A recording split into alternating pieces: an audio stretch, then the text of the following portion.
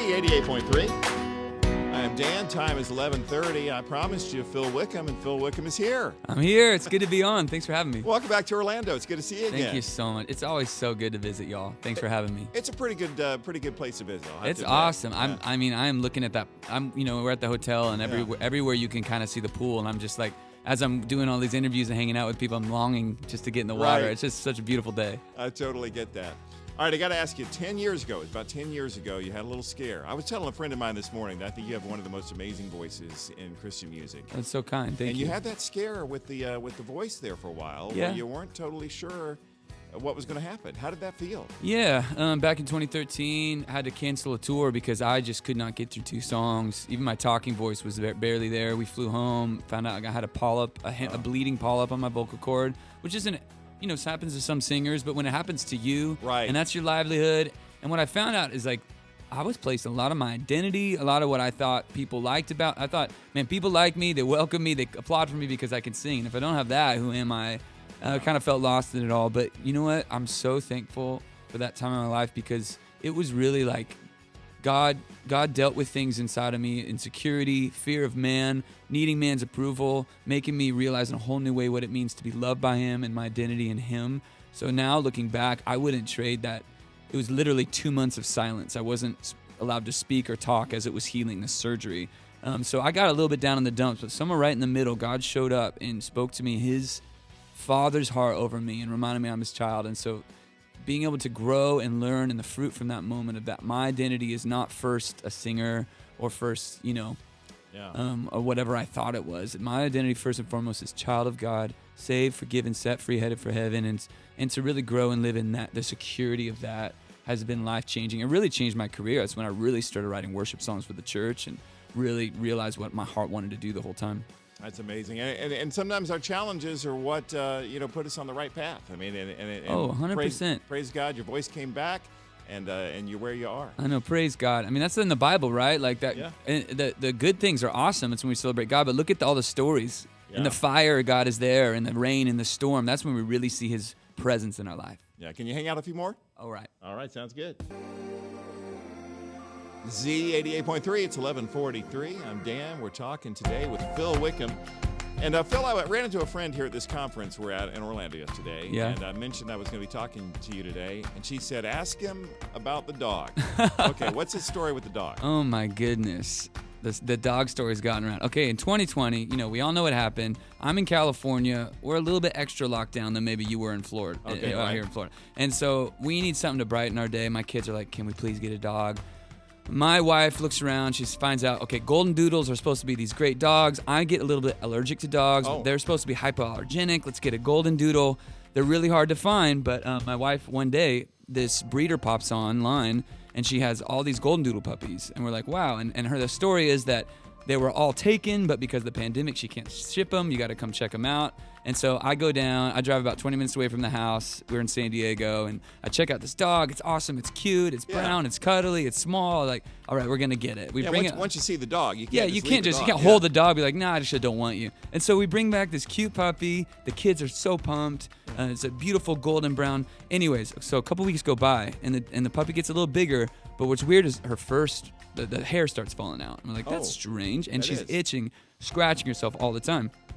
And we find as all her hair falls out, she looks like this little rat with all these bumps over her, and she's just itchy. And we're just like, maybe she's just getting her adult dog fur. I don't know what's going on. But then all of a sudden, as the days go by, my son, and I didn't put 2 and 2 together yet, my son breaks out in this rash all over his body. I mean, it looked crazy. Like an allergy or? Well, we didn't know. Yeah. We looked all around. I mean, and you go to WebMD and you find like the worst possible thing it could be, and we're like, oh no. Yeah. And then, so we take him to the doctor, and they're like, we don't know what this is. And they send us to another doctor, Meanwhile, my wife's arm breaks out in this rash, and then my daughter's arm breaks out in this rash. We're like, what is going on?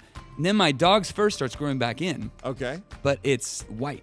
And we're like, wait, this is a golden doodle, and it had brown hair. Why is it white hair now? And our family's breaking out in this crazy thing. It's middle of 2020, and all of a sudden, so we go to this one veterinarian, and they're like, hey, did you just get this dog? And we're like, yeah. and they said, well, we think this dog has mange and your family has mange. Oh, and so this dog has given mange to our whole family. It's the middle of 2020. And then we realize we get this text on Facebook. Someone reaches out to my wife and says, hey, did you buy a dog from this breeder? And we're like, yes. And they're like, okay, this breeder was a fraud. Oh, no. And she's been getting dogs from Tijuana and dyeing them brown and selling them as golden doodles. And so we had a mutt dog, and so a bunch of mange, but now the dog's great. What a story. So that's our story, but she's great now. The dog Rue. Well, I'm glad to hear that. Z88.3, that's Great Things. Phil Wickham is sitting right next to me right now. We're in Orlando at a Christian music conference. We have Phil in the studio with us. I'm glad your dog is okay. That was my takeaway from that story. I mean, I'm my sorry goodness. what you went through. But Yeah, her little Rue, that's her name, Rue. She became my dog. I love her. And what's funny is like the next week we saw on San Diego News, they literally did an expose on this breeder that sold us the dog. She left town. Bunch of people were angry. We were kind of happy because we got a dog we love, but wild story. It did good. That's the best thing about it. Now, I'm a Florida guy. I've been in Florida my entire life. You apparently are the same way in California. You've been in California since you were born. Yeah, I was born in San Diego, lived in Orange County for a while, but back in San Diego since I was 12 years old, and we still live there today. And what sets the California praise and worship scene apart from other parts of the country in your mind? Maybe it used to be different back in the day, but I mean, because of social media, it's like in some ways the world has gotten so small. Right. And now I can, I'm doing this for so long. I'm buddies with Brandon Lake over in Charleston and Chris Brown at Elevation Worship or the Bethel people up in Redding. And so when an idea comes to mind, it's like, man, I bet Chris over at Elevation would kill this ride. So I'll send him an idea, a voice memo. Yeah. And we're all kind of riding together now. Yeah, people are right there on the other end of a computer. It's not like it's amazing. You're not separated by the distance. I don't have to fly to him. And so the world has gotten really small. And so maybe a while ago there was a difference between California and out here, but now it's just like one big family writing together for the church. That's awesome. And man, so happy and privileged, and can't even believe it that I get to be a part of like this global movement of worship. You and Brandon Lake have been all over together. I know. He's one of my best friends. I love that guy. He kind of brings the wild child out of me a little bit. I don't know if you saw it. We did we just announced these summer worship nights happening around the country in August. But we thought what's the craziest thing we could do to announce it? And we literally made a summer worship nights parasail. And we're out here on the waters outside. We went to Miami.